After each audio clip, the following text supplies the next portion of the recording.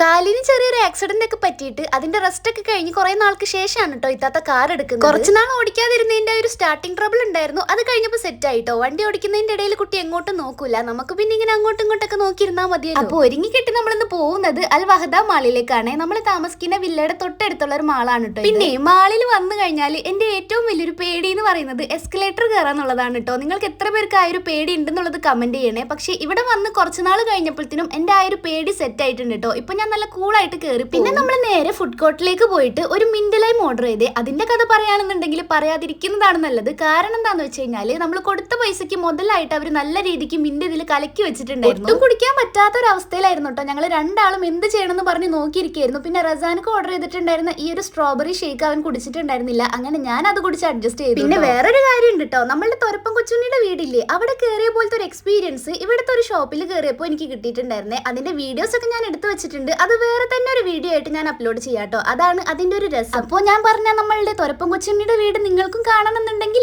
ഈ വീഡിയോയുടെ പാർട്ട് 2 കണ്ടാൽ മതി കേട്ടോ.